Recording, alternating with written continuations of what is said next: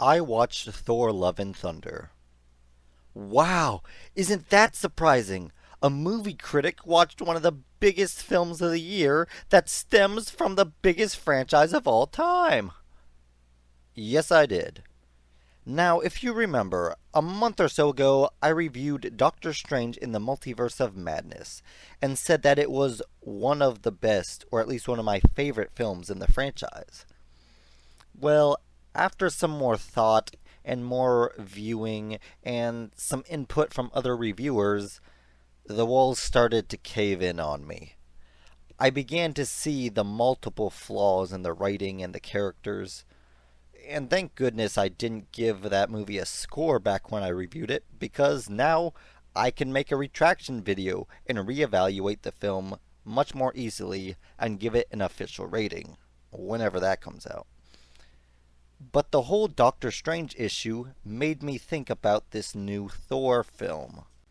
Would I fall into the same reviewing pitfalls that plagued me before? Would I make my review too hastily before I really gathered my thoughts about the film? Because you see, Thor Love and Thunder benefits from the same strengths that Doctor Strange had, and suffers from much of the same problems. Well, I have put a little bit more thought into this review, and sure, I'll probably pick up on some more things as I watch the movie further on, but here is my review of Thor Love and Thunder. Just like in Multiverse of Madness, this film benefits very strongly from its director's signature style. It can be seen throughout. Taika Waititi has a very fun, over the top style, which might seem like your basic Marvel film, but Taika does it differently. I personally thought that the humor in this film was well written. Many of the jokes ran throughout the film, but never got old. Some jokes were set up earlier in the film to be paid off later, and some of the jokes just play on your expectations, either coming out of nowhere or being very predictable, leaving you an expectation for the punchline. Yet, the jokes are still funny nonetheless. One of my biggest problems with Marvel as of late is that too often they try to make everything into a joke. Even Thor Ragnarok, which I enjoyed quite a bit, suffers from this. And I thought this film would suffer from this too. However, this film gets serious when it needs to be. There's about a 20 to 30 minute section of the film right before the third act that runs without making any jokes. It actually gets serious and almost emotional, but not quite. A lot of the action in this movie was fun, and Thor is almost as good as ever, although the story really doesn't quite know what to do with him, or any of its characters. There is very little character growth for anyone. This movie is very much a farewell to Natalie Portman's Jane Foster, which I liked in the end. Well enough. I mean, I think the idea behind Jane's story was good, but they didn't develop her story or character well enough for it to have any impact. And the same goes with Korg, and the same with Valkyrie, and the same even with Thor, and even with the inclusion of the new villain, Gore the God Killer, which I actually thought was one of the better characters of the film, but still, he didn't quite land 100%. And that is one of this film's biggest problems, is that there's not enough here to make us care about any particular character. We should care about these characters a lot more, but we're left with an emotional void. Now, the visuals and the action are pretty good. The world building does its job to expand our knowledge of this Marvel universe, and the story works, although it is a little bit generic. It doesn't connect to the bigger picture like most Marvel films have been. Even compared to Doctor Strange in the Multiverse of Madness, which I thought could have done more with its story, this film just feels like a plain old generic one-off film. Now, there are some things in this film a lot closer to the end more so than throughout the film, that do set up for next installment very well. And there is a lot of good connections to the Thor franchise and the Marvel Universe, but it's very much its own thing. Now, what would have actually made this movie good all came down to how it wrote its characters, and quite frankly, this film did not write its characters very good. In terms of motivations and like reasons why our characters are doing what they're doing in this film, it all pretty much has to do with the fact of this rescue mission to save the Asgardian kids that Gore the God Butcher kidnapped. And then it goes from that to the final finale where they have to stop Gore the God Butcher from getting to this eternity place where he gets this one wish, and he's essentially going to wipe out all gods. So yeah, we'll get back to that. But back to the characters. For example, Jane Foster. Now, in this movie, she has cancer, and I really just dislike it when filmmakers think that they can just pull the cancer card, which is essentially thinking that if they give a character cancer, then the audience automatically has to care about that character, which is kind of what they do here. Now, as far as Thor and Natalie Portman's Jane Foster, I think that their relationship in this movie works the best, and when they are growing together and kind of falling back in love, that's where this movie is best in terms of character. And that kind of, for Thor, it works the best because Marvel kind of really has just been going back and forth. Like, Thor kind of finds out like who he is, like what his identity is, and then he just something happens and he falls into this pit of despair or something, especially in Endgame, and he's just going back and forth, and Marvel really hasn't found a true identity for this character. And this film kind of does help him find himself, although I wish it would have been done a little bit better. But yeah, Jane Foster kind of was that void, and we saw that off screen, so we couldn't really sympathize with that. Because when Jane Foster left him, that really hurt him, and that left him confused. And then all the other stuff happened. In Ragnarok, he lost Asgard, he lost his father, he lost Loki in Infinity War, and all sorts of stuff. Like, yeah, Thor went through the rudder, and now he has to re-find himself, which is what I wanted this movie to do because of how the franchise kind of just tore him down so much. He was already the most um, underdeveloped character in terms of progressive character growth. He just kept going down and up and down and up.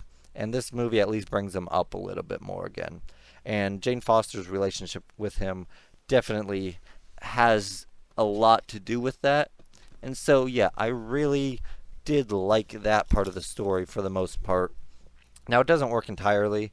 And back to Jane Foster's cancer, when Jane Foster and Thor were dating, essentially he made it so that she could wield Mjolnir and become like as powerful as Thor. She could get Thor's power because he told Mjolnir, "Oh, Mjolnir, you need to make sure that nothing happens to Jane and that she's safe and yada yada." So now she gets the power of Thor, which gives her strength for a time, but it actually turns out that the hammer is kind of like draining her mortal power and energy, so she's pretty much like slowly killing herself. And like the movie doesn't really explain why she continues wanting to be Thor when she knows it's actually making her life less, like it's making her life shorter. And like in the end, we know that she goes and takes the hammer again after she said she wouldn't to Thor to go and save Thor, which works. And like this movie does have like this little bit of you need to live every moment like it's your last day on Earth. And so like yeah, that worked, but once again that was a little bit underdeveloped. Like there's a few good scenes, um, but honestly, Thor and Jane Foster are the most developed characters, and they're also the least developed characters. Uh, because if you eliminate the romance, pretty much nothing else in this movie actually works. But I did kind of like how they kind of made Thor go from this empty Thor, and then he was able to fill that void in again with Jane Foster, and then big spoilers. In the end, he gets this like adoptive daughter almost in a sense, and pretty much becomes a father figure to her. Although that was not built up to very well, but I did think that in the end it made it it was honestly made sense in my opinion, I thought.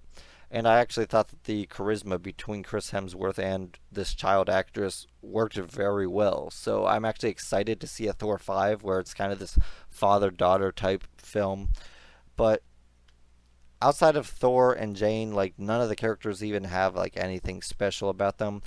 Outside of Gore, the God Killer or the God Butcher, he's one of the better characters, but once again, even though his character is developed and we get his backstory and we know why he's doing what he's doing and it actually makes sense and he's kind of right, you don't really grow to care about him. Whereas with like Thanos and even Loki in many cases, I did grow to care about them.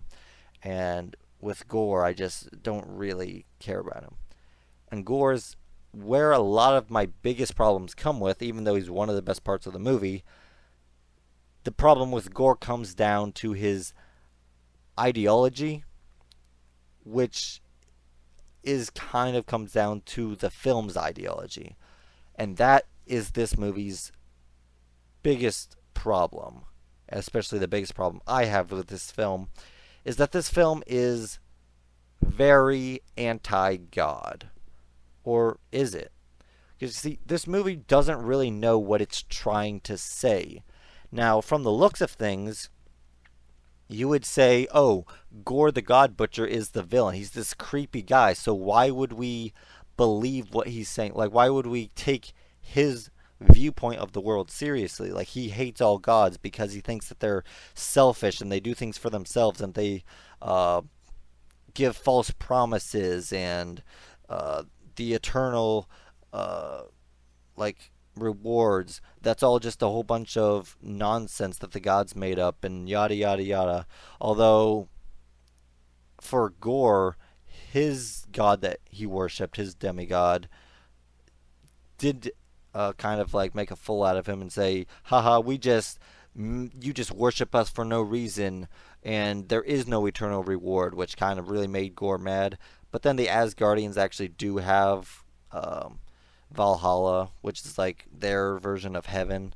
So yeah, it's does a little bit. It balances out, saying that yes, that in this universe there is bad gods that take advantage of their worshippers, but there's also the actual good ones. But the movie doesn't really commit to one or the other, or at least I guess the best way to say is that Gore has this strong idealistic worldview of the gods being terrible, and there's no combat to that. There's no other worldview that says no, actually this is not how it was meant to be. These are not actual gods because they're demigods in this movie.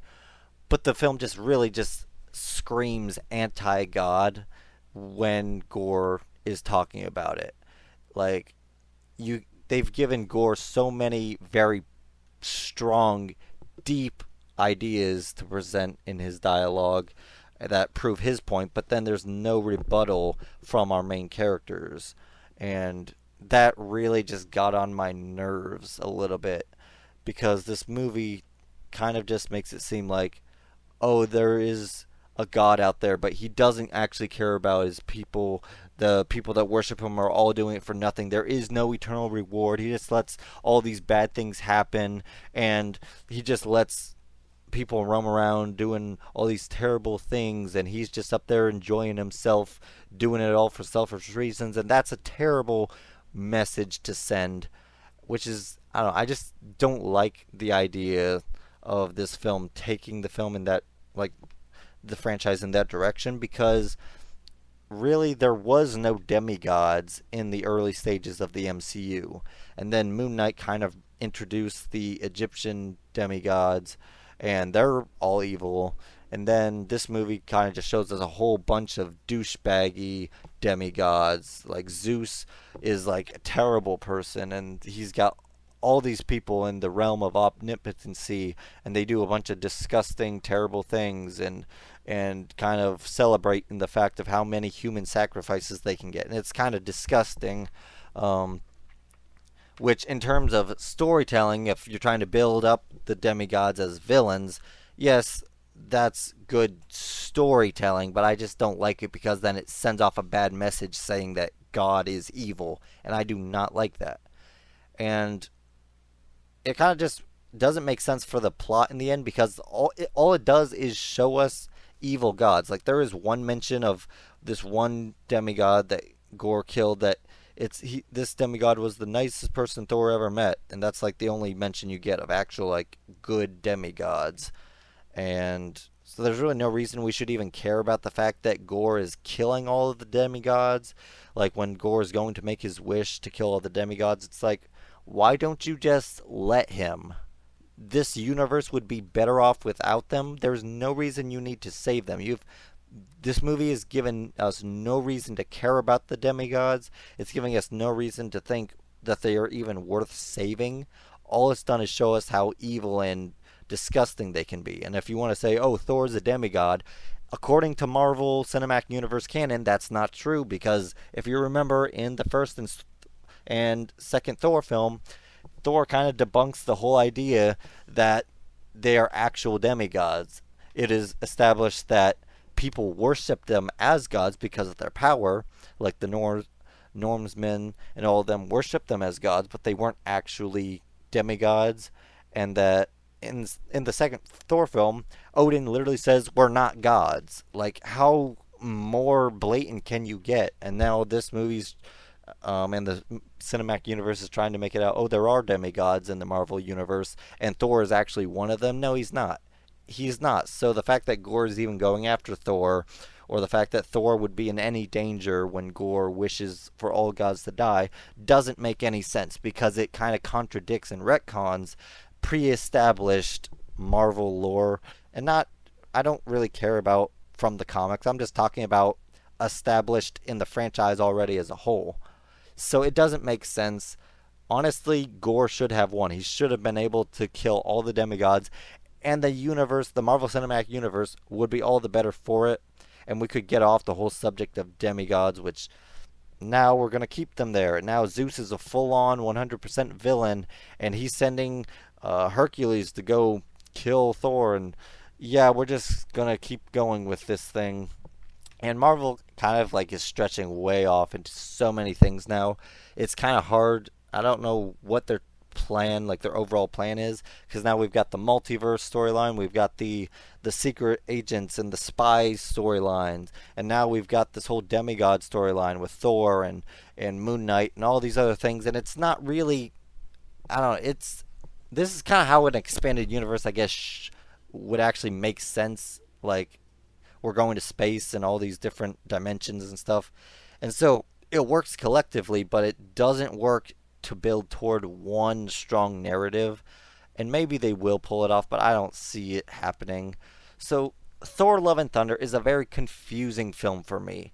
Because on one hand, it's got a lot of good stuff. On the other hand, it's got a lot of bad stuff. And once again, this whole anti-God thing doesn't get resolved because you think Gore is the villain. You shouldn't believe what he's saying, but his point is the only viewpoint that's really shown. And at the end, the whole thing is don't choose death, choose love, which if you know anything about Christianity, you know that everything about God is love. And so the whole fact that pretty much Gore is trying to destroy the gods because they have no love just kind of sickens me a little bit. And the movie doesn't have our heroes combat this idea at all. They're just like, oh, choose not to do the wrong thing. Or, well, in this movie, it wouldn't even be the wrong thing. But don't choose death, choose love, which is not, I mean, it just seems so cliche. Like, it's kind of dumb.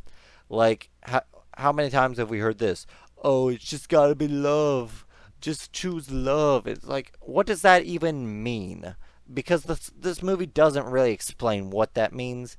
The movie just kind of needed an easy way out because I feel like the filmmakers behind it are kind of anti-God, and so they didn't want to say, "Oh no, God is actually good. Like there is a higher power, and that higher power is good. No, the gods, God, he's evil. He's terrible. He does all these terrible things. He takes advantage of the people who worship him. That's pretty much the message. But yet the movie doesn't want to commit to it, so it changes it around and be like, "Oh, don't kill the demigods. They deserve to live. Choose love instead," which doesn't make any sense. So in the end, Thor: Love and Thunder has a lot of good stylistic choices. It has a lot of good uh, dialogue writing and some good humor, which is something that I haven't been seeing from Disney as of late. Miss Marvel started out good and then has fallen into that pitfall. Black Widow was just terrible. Shang-Chi even had some problems with that, especially when it came to the humor. And just Obi-Wan Kenobi was just a writing disaster. This movie, at least, it seems like the writers took some time to make the dialogue at least somewhat competent, although the story is basic, and there's not enough character development to make any of the characters really shine or like like make you care about the characters. So in the end, this one's just a bit of a mixed bag. I enjoyed it, but not a lot. I give Thor: Love and Thunder a 55% in quality, a 65% in enjoyment because I did enjoy it, although I really did hate a few aspects of it. But the movie kind of plays it safe enough. But overall, I didn't like a lot of the stuff, like the inclusions of the homosexuality, which they had to just sprinkle in there, and then all of the whole demigod stuff. I just didn't like a lot of it, but it didn't make it a terrible movie. It was just not very good. So overall, I give Thor: Love and Thunder a 60. Thank you all for watching. Please like, comment, and subscribe, and hit that notification bell to help you be on the lookout for more videos from Luke Film Boss.